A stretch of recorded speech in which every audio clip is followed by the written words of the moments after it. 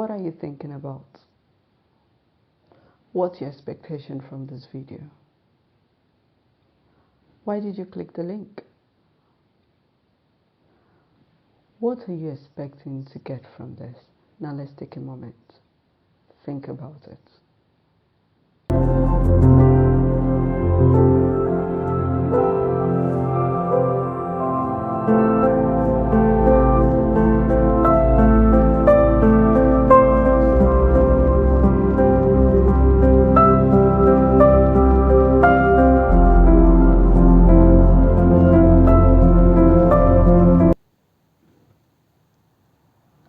If you've done that, welcome to Spirit, Soul and Body with Omobola. Today, I will be talking about mindfulness in relation to depression, the benefit of mindfulness, and how to practice mindfulness. I just need you to note quickly before I go on. Some people call this self-awareness. However, I think mindfulness best fits this. Now let's take a pause again. Think about it. What are you thinking about? Now, thinking about what you are thinking is very essential. You know how quickly we rush through life. We get up so quickly, intending to do something as fast as possible, without taking a moment to just reflect or think about these things. We don't pay attention to our feelings, our thoughts, or the world around us and how they are affecting us. Now, reflecting on these things can help massively with your mental well-being. Someone once said, and I know you've heard it before, that experience is the best teacher. And someone else said, reflecting on the experience you've had is what helps you to learn. So have you been depressed over and over and over again? Or do you think you've always struggled at some point of your life, but you just cannot tell what is going on? You've had experiences, but have you been reflecting on these experiences? And that's why we're talking about mindfulness. Now, I need you to know that mindfulness is not an overnight fix, all right? However, it offers tools and techniques to ease the weight of anxiety and depression. And it also helps to prevent reoccurrence. So when we're talking about mindfulness, you know how we pay less attention to how we are feeling inside, or how the outside environment affects us. And a lot of times, we are caught up just living in our heads. We're just so busy doing things in a rush or in a quick and fast mood, and not pay attention to how these things are eventually affecting us. For example, it could be financial crisis for some people, or the struggle they just have to go through on a daily basis. And because on a daily basis they've had this impact, it's beginning to affect their mental health. That you're paying attention to the outside and how it is affecting your inside. You need to do this moment by moment, because it becomes the key it becomes the key to becoming mindful of yourself and your emotions. Now, I'm just going to talk about the triggers. Well, we all know that different things trigger depression for different people. I'm sure if you begin to think about your own past experiences now, when you've been depressed, or how you're feeling at the moment, and what prompted you to click on this video for a start, as a random person, because you want to get some help, and maybe because you want to get a key to what's going on inside. But I'm just saying, why we have different triggers. I will just mention a few, which one of them might be your trigger, or it could be 2 or 3 of them, or even more. I will start with darkness. Oh, I know you know that sometimes when we are depressed, we don't want the lights turned on. We want to stay in a dark room. We want the curtains down. You want to be covered under your blankets. You just want that darkness there. And then becoming more overwhelming. And the heart is shrinking, making it look like, oh, I don't know what to do. I just cannot cope. Now, darkness has a way, of course, in impacting, or in fact, increasing depression by 4 times. Yes, I need you to know that. And now what happens when you're in darkness? Melatonin is an hormone. It is secreted when in darkness, and it also has impact on our moods. Now, of course, melatonin is secreted at night, but the more you are in darkness, the more melatonin is secreted, which also eventually aids depression or increases the chances of depression. Melatonin now, when it's being increased, the secretion is increased. It, of course, disrupts the circadian rhythm, the secretion of serotonin, which they also call the happy mood hormone, and endorphins, eventually impacting on your mental health. Now that is darkness. So the more you are hiding under the blankets, the more you feel depressed. Another trigger of darkness another trigger of depression is lack of sleep. Yes, lack of sleep. Lack of sleep has had a way of impacting depression. Just the same way, some people when they're depressed, they tend to sleep more. Some people when they're depressed eventually lack sleep. Of course, some studies have shown that 70% of people when they are depressed actually lack sleep, whereas about 46% are the people who tend to sleep more. Well, it's not a balanced study, 70 to 46. No, it's not under the same study, but just showing that it's a range of people who sleep more when they are depressed, and some larger range tend to find it difficult to sleep, which we also call insomnia in the medical terms. Now, when you lack sleep and you're becoming depressed, or when you're unable to sleep and you're becoming more depressed, have you paid attention to the fact that it could have been your lack of sleep causing your depression? If you've identified that, you may need to get that checked out with a doctor. The third trigger, which I will mention, is seasonal affective disorder. Now, this is where it is interesting. For some people, it doesn't really bring about depression.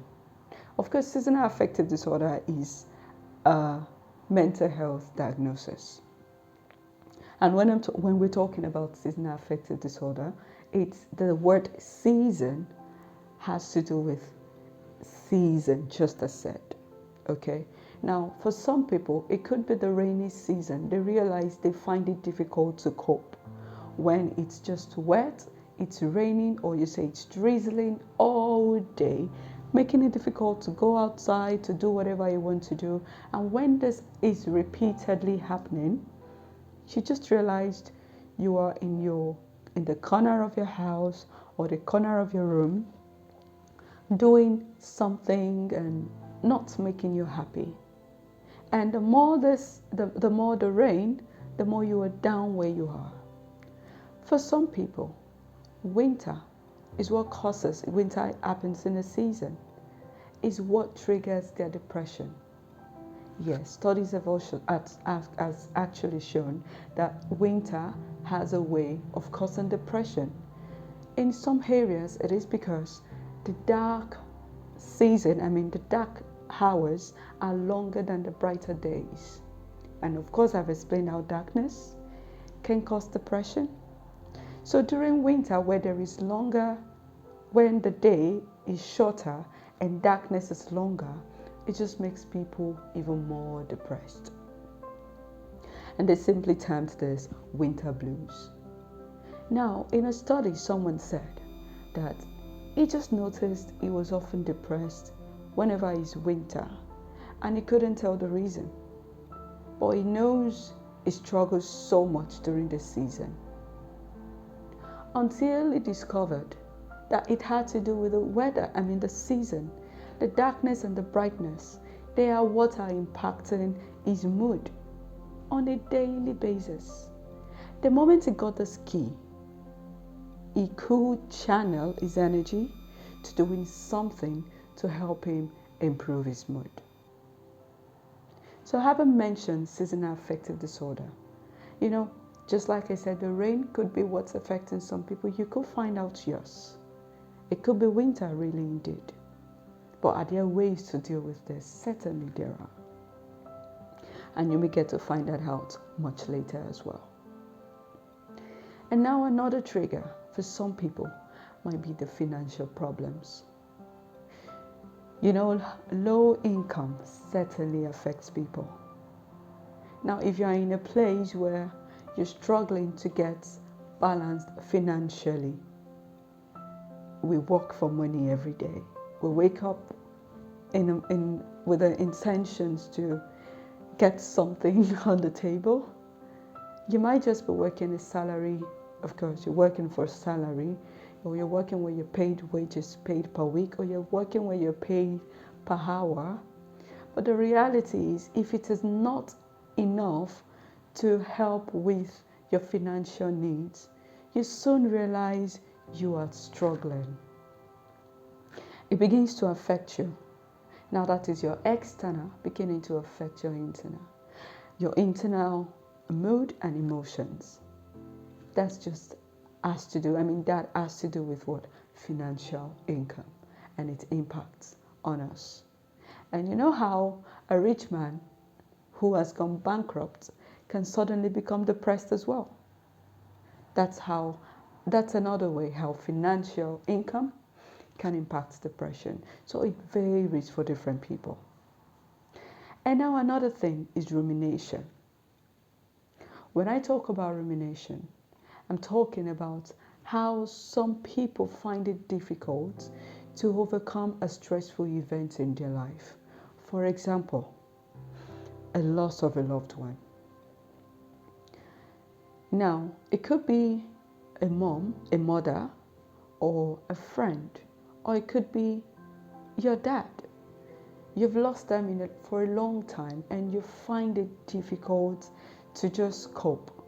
Let's say, for example, this person is dead for the past 10 years.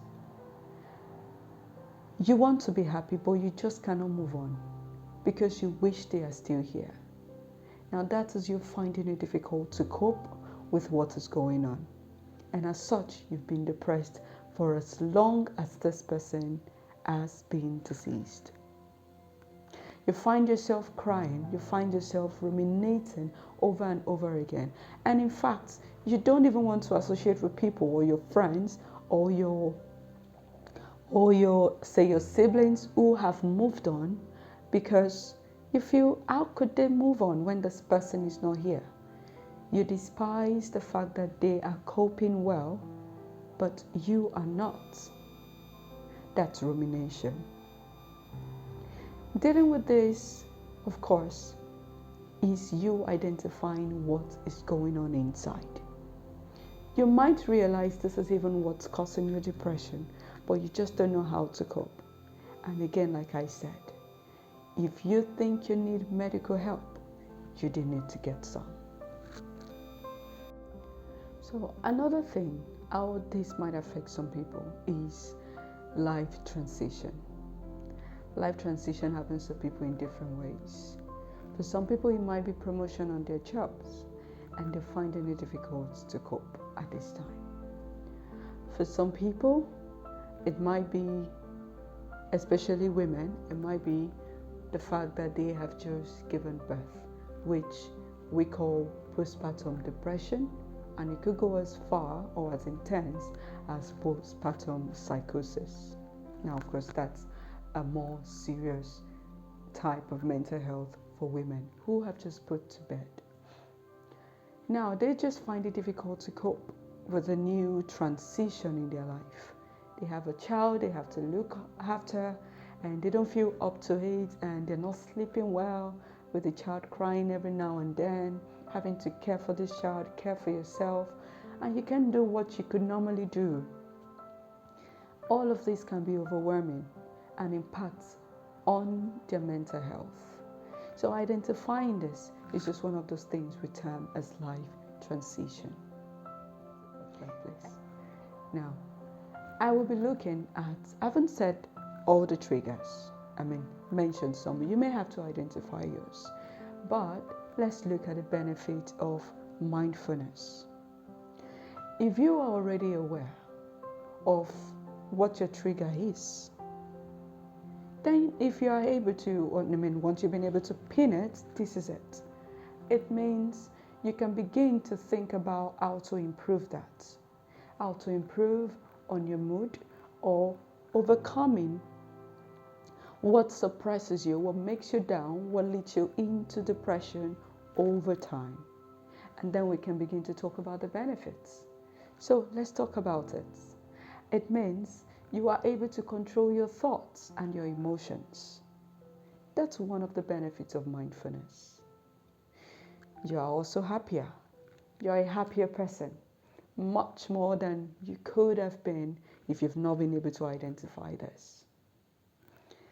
Now, when you are happier, you know you are able to build stronger relationships with people. Your relationships are better. You've been a depressed person, it looks like the whole world is against you.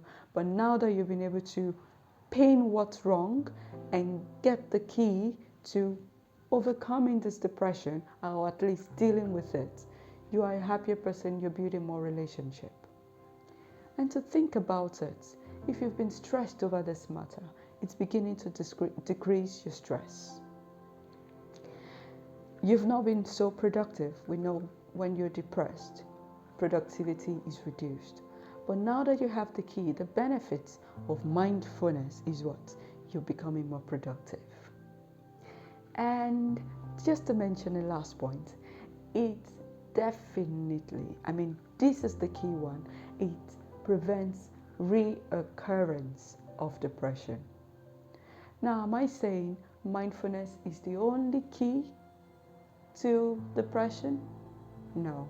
Remember I said, if you are unable to deal with yours, even though you've been able to identify what is wrong, talking to your doctor, your psychologist, might just be the key out for you.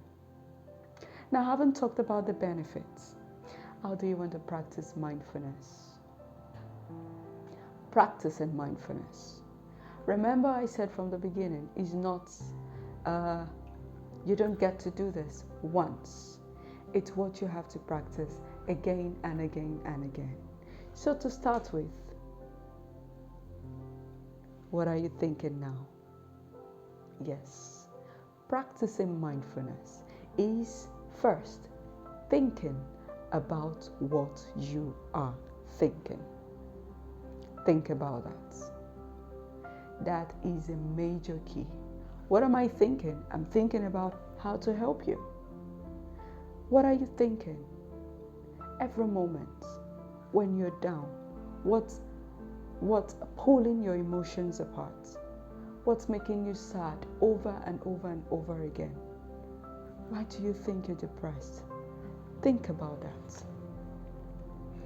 Now, when you're able to think about what you're thinking moment by moment, coming into that self-awareness, or thinking about how the external is disturbing your internal and how you're responding in turn, this begins to give you the key to overcoming how your moods are. So some people might also say, what I really think is that mindfulness is a subset of emotional intelligence. So there you are able to deal with your emotions. Now give thoughts names and develop them.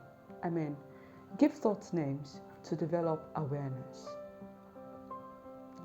When I say give thoughts names to develop awareness, you want to identify what's going on.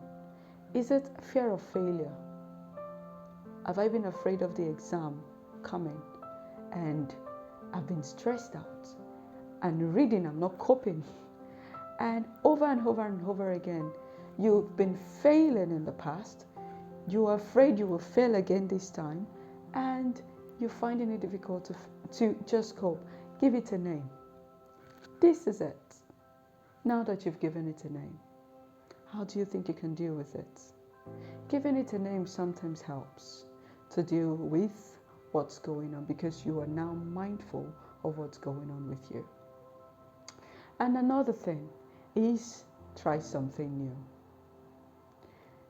This is something I've told myself again and again. For example, this is a very light one. I dropped a pen and I tried to pick it up.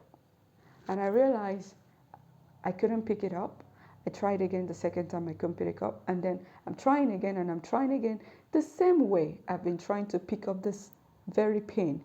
And I'm unable to grab it. In my mind, I'm telling myself, now stop. You've been doing the same thing again and again and again, and you're not grabbing it.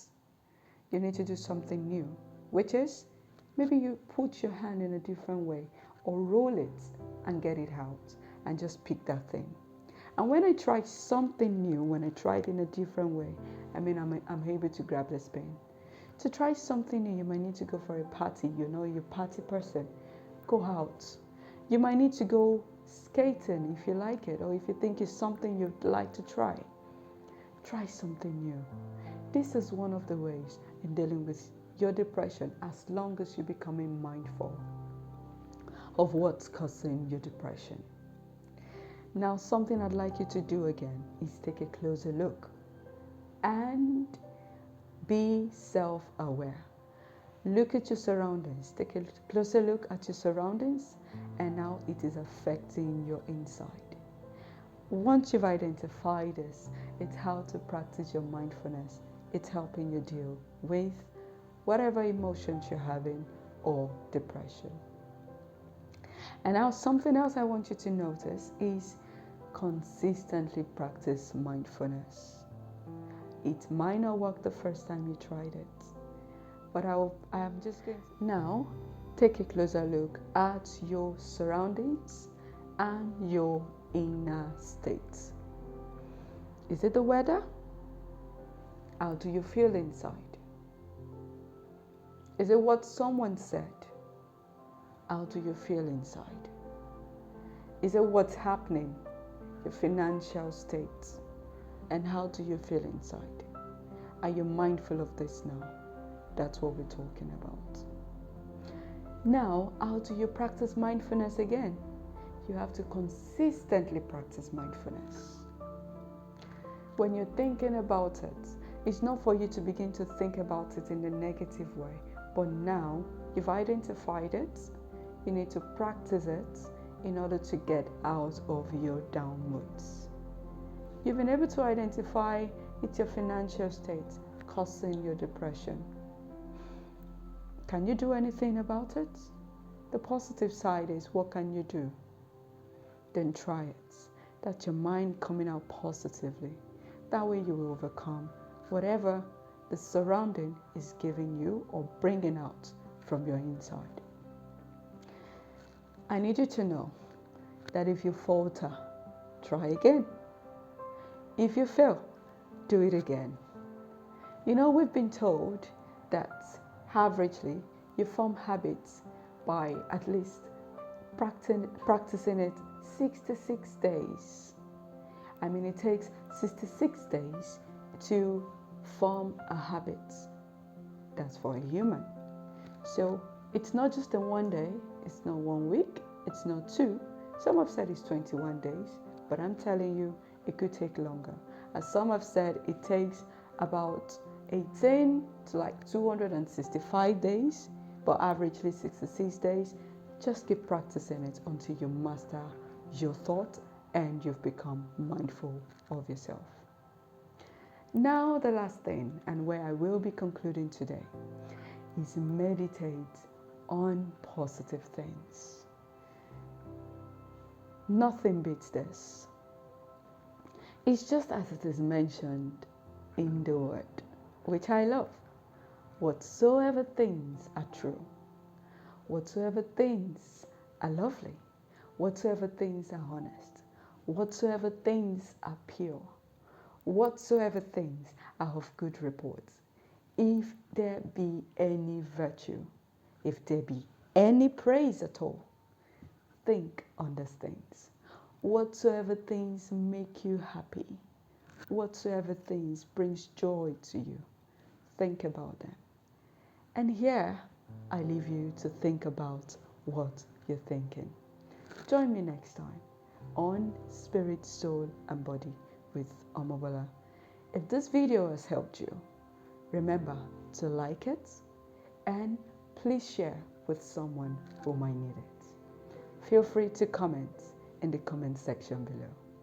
Take care for now. Bye.